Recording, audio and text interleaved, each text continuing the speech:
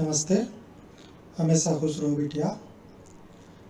My self doctor Dharampal Singh Thakur, assistant professor, department of Rachana Sharir, faculty of Ayurvedic science, Jyoti Vidyapeeth women's university, Jaipur, Rajasthan. आज का topic है एब्डोमेन्स 9 reason. Abdomen को 9 reason में बांटा गया है, तो उन रीजन को आज हम स्टडी करेंगे। तो ये रीजन इम्पॉर्टेंट इसलिए है क्योंकि अभी हम जीआईटी सिस्टम को आगे पढ़ने वाले हैं। जीआईटी सिस्टम में मैक्सिमम जो ऑर्गन्स होते हैं वो एब्डोमेन कैविटी में ही रहते हैं। जीआईटी सिस्टम से बाहर जो एक्स्ट्रा हेपेटिक बिलियरी सिस्टम्स जो होते हैं और रीनल सिस्टम्स जो होते हैं, ये सब क्या होते हैं कि एब्डोमिनल कैविटी में ही होते हैं। और इन एब्डोमेन को पूरे 9 रीजन में बांटा गया है। इन 9 रीजन के हिसाब से हम एक एक ऑर्गन को एनाटॉमिकली ट्रेस कर सकते हैं। तो एक एक ऑर्गन का पर्टिकुलर एक एक रीजन होता है, वो किस रीजन से किस रीजन तक लाई करता है उसे स्टडी करने के लिए अभी हमें एब्डोमेन के 9 रीजन का पढ़ना बहुत आवश्यक है। चलिए देखते हैं। एब्डोमेन को पहले सरफेस लैंडमार्क देखते हैं। एब्डोमेन में कुछ लैंडमार्क्स होते हैं जो हमें जानना बहुत आवश्यक है। ठीक है, सबसे पहला लैंडमार्क आता है एब्डोमेन का एक्सटेंशन। एब्डोमिनल वॉल एक्सटेंड करता है जिफाइड प्रोसेस से प्यूबिक सिम्फाइसिस तक। सेकेंड लैंडमार्क आता है द सुप्रालेटरल मार्जिन। सुप्रालेटरल मार्जिन राइट और लेफ्ट कॉस्टल मार्जिन से बना होता है। जो एब्डोमिनल कैविटी में 9 to 12 जो 7 to 10th रिब्स के मार्जिन्स हमको मिलते हैं, इन्हीं मार्जिन को सुप्रालेटरल मार्जिन्स कहते हैं। तीसरा है द इंफ्रास्टर्नल और subcostal angle. It is form between the right and left costal margin. Right और लेफ्ट कॉस्टल मार्जिन के बीच में जो एंगल बनता है उसे सुप्रास्टर्नल या फिर सबकॉस्टल एंगल कहते हैं। The iliac crest. Iliac crest abdominal cavity का साइड बाई साइड में लोअर लिमिट होता है। जब हम रिलैक्स के पोजीशन में होते हैं तो हमारे दोनों हैंड कमर में जहाँ लाई करते हैं वह पोजीशन इलियक क्रेस्ट का कहलाता है। The anterior superior iliac spine. Anterior superior iliac spine just sacral promontory के लेवल में होता है। इलियक क्रेस्ट से थोड़ा सा एंटीरियर की ओर आने पर हमें इलियक स्पाइन मिलता है और इसका पोजीशन सैक्रल जो बोन होता है, सैक्रल बोन में प्रोमोन्टरी होती है, उस प्रोमोन्टरी के लेवल में iliac anterior superior iliac spine होता है। The tubercle of the iliac crest is situated on the outer lip of the iliac crest about 5 cm behind the anterior superior iliac spine. Anterior superior iliac spine से 5 centimetre पीछे iliac crest के outer lip में एक tubercle होता है। इसे tubercle of iliac crest कहते हैं। नेक्स्ट है inguinal ligament. Inguinal ligament extend करता है एंटीरियर सुपीरियर इलियक स्पाइन से प्यूबिक ट्यूबरकल तक। नेक्स्ट है स्पर्मेटिकॉक। स्पर्मेटिकॉक मेल में पाया जाता है। इसे स्किन के नीचे फील कर सकते हैं इंग्वाइनल लिगामेंट के मीडियल एंड में। जस्ट मीडियल एंड से फिर यह एंटर करता है स्क्रोटम की ओर। ठीक है, द एंटीरियर। नेक्स्ट है लैंडमार्क है लिनिया एल्बा। एब्डोमेन में एक वाइटिस मीडियन लाइन में एक वाइटिस डिवाइडेशन मार्क दिखता है, इसे लिनिया एल्बा कहते हैं। इसे लैटिन में वाइट लाइन भी कहते हैं। यह एब्डोमेन वॉल को राइट और लेफ्ट दो हाफ में डिवाइड करता है। 10th है अम्बलाइकस। एब्डोमिनल कैविटी में बीचों बीच एक फरो पाया जाता है, इसे अम्बलाइकस कहते हैं। 11th है द ट्रांसपाइलोरिक प्लेन। एक इमेजिनरी लाइन होता है, यह प्लेन एक इमेजिनरी लाइन है जो कि 9th कॉस्टल एंटीरियर में 9th कॉस्टल कार्टिलेज से के थ्रू पास होता है और पोस्टीरियर में फर्स्ट लंबर वर्टिब्रा के बॉडी के व्याप में ये पास होता है। नेक्स्ट है renal angle. Back side posterior में हम देखेंगे तो लास्ट रिब और बॉर्डर ऑफ इरेक्टर स्पाइन के बीच में एक एंगल बनता है। लास्ट रिब जो होता है और इरेक्टर स्पाइन के बॉर्डर के बीच एक एंगल बनता है, इसे रीनल एंगल कहते हैं। इसी रीनल एंगल में किडनीज के लोअर पार्ट लाई करते हैं। The posterior superior iliac spine, जिस प्रकार एंटीरियर सुपीरियर इलियक स्पाइन होता है उस प्रकार पोस्टीरियर सुपीरियर इलियक स्पाइन भी होता है। यह मीडियन प्लेन से 4 सेंटीमीटर लेटरल होता है हिप बोन में। ठीक है, नेक्स्ट है 3 ट्रांसवर्स फरो में be seen corresponding the upper part of the rectus abdominis. Rectus abdominis muscle में एंटीरियर साइड में 3 ट्रांसवर्स फरो हमें मिलते हैं जो कि टेंडिनस इंटरसेक्शन ऑफ मसल्स होते हैं। ये रेक्टस एब्डोमिनस जो मसल्स होता है उसके टेंडिनस इंटरसेक्शंस होते हैं। जनरल भाषा में इसी को 6 पैक और 8 पैक में जो देखते हैं कट से जो दिखते हैं वो इंटरसेक्शन ही होता है, इसी को ट्रांसवर्स फेरो कहते हैं। ये फिर उसे 6 एप्स में डिवाइड करता है। इमेज में देखते हैं तो सबसे पहले देख लेते हैं ये ज़िफाइड प्रोसेस है, इम्पोर्टेंट हुआ है। देन ये कॉस्टल मार्जिन है, यहाँ से कॉस्टल है, ये कॉस्टल मार्जिन है, या फिर इसी को सुपरा लेटरल मार्जिन भी कहा गया है। नेक्स्ट है इसमें ट्रांसपैलोरिक प्लेन। ये देखिए ट्रांसपैलोरिक प्लेन, ये 9th वर्टिब्रा, ये 10th हो गया, ये 9th वर्टिब्रा बोलते हो, ये 9th रिब्स से के थ्रू ये पास होता है इंटीरियर में।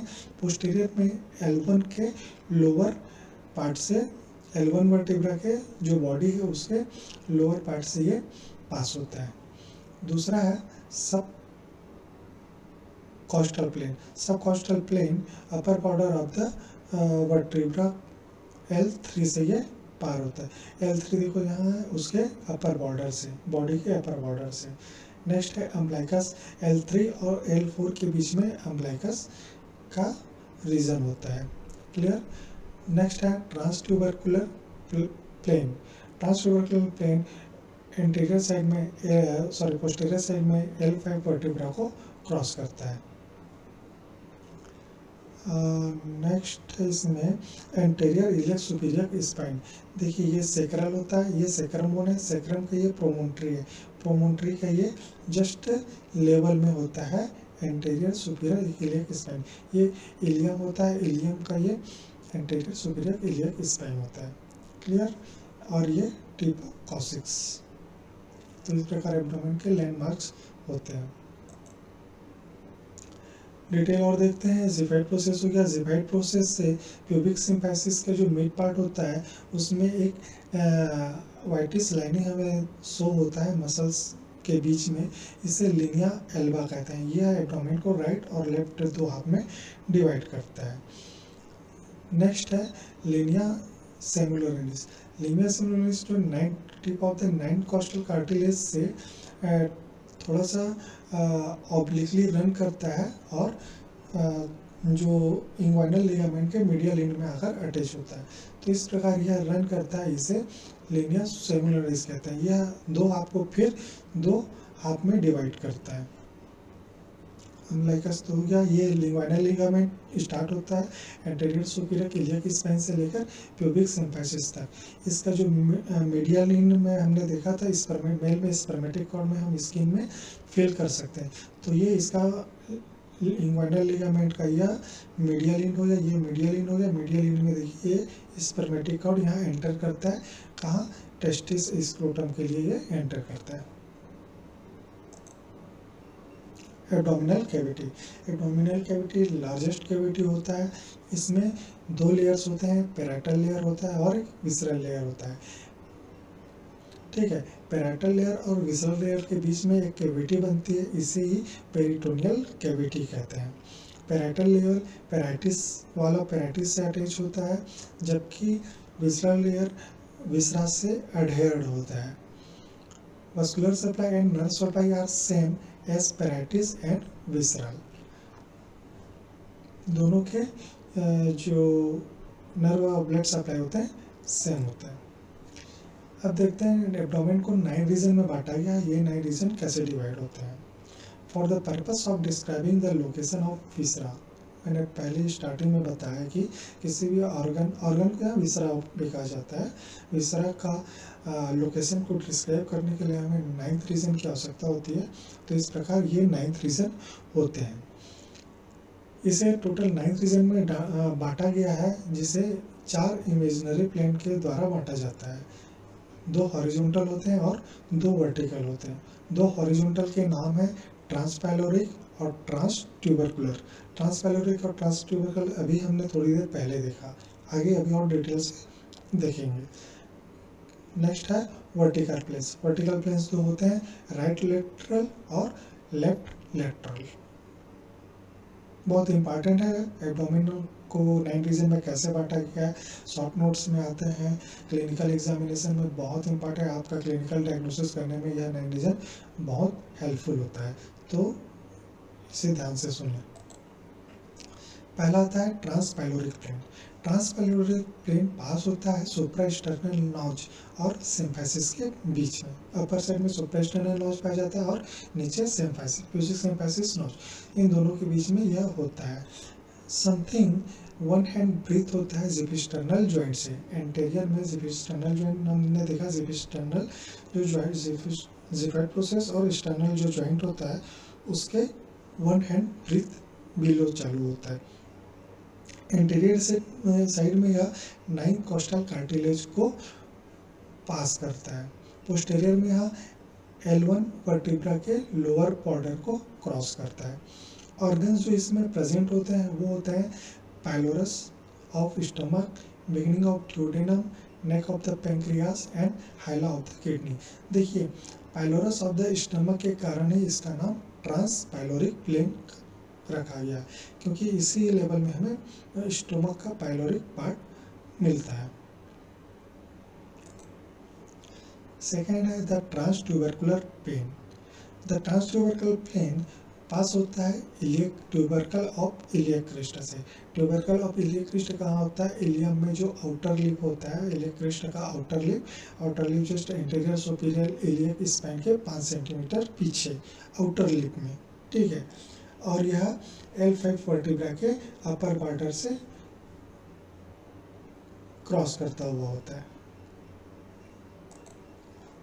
The right and left lateral plane, 2 lateral plane होते हैं, इसे यह मिड क्लेविकुलर को करेस्पॉन्ड करते हैं। जो मिड क्लेविकुलर प्लेन होता है या फिर मेमलरी लाइंस होते हैं उसे करेस्पॉन्डिंग में होते हैं। Pass through the mid inguinal plane, ऊपर में मिड क्लेविकुलर पॉइंट और नीचे साइड मिड इंग्वाइनल पॉइंट, दोनों को मिलाते हैं तो हमें मिड क्लेविकुलर लाइन मिलता है। यही राइट और लेफ्ट लेटरल प्लेन्स होता है।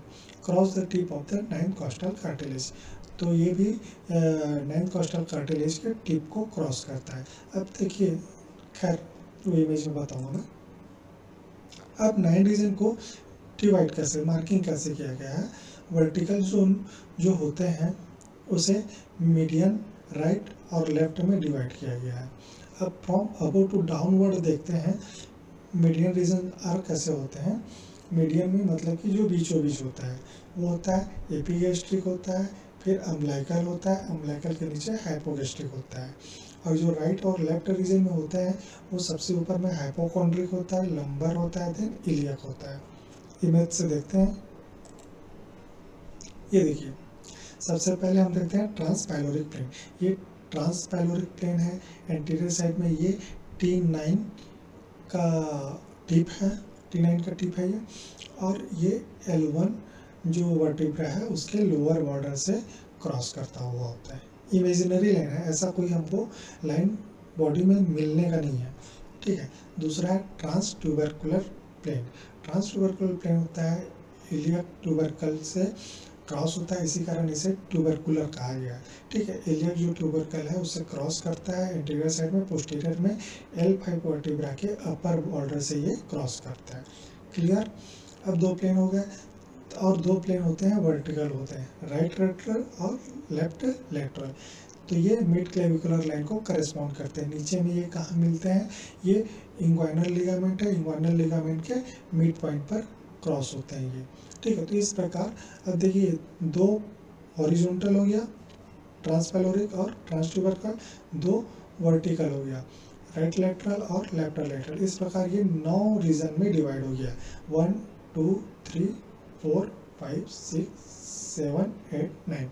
अब इसका नोमेनक्लेचर कैसा होता है, तो देखिए जो मीडियन लाइन है ये मीडियन है, और ये राइट लेटरल और ये लेफ्ट लेटरल। तो ये मीडियन है, मीडियन को अबव टू डाउनवर्ड नाम दिया गया इसका एपिगेस्ट्रियम। पहला वाला होता है ये एपिगेस्ट्रियम, फिर बीच में होता है ये होता है अम्बिलिकल रीजन, फिर सबसे नीचे होता है हाइपोगेस्ट्रियम।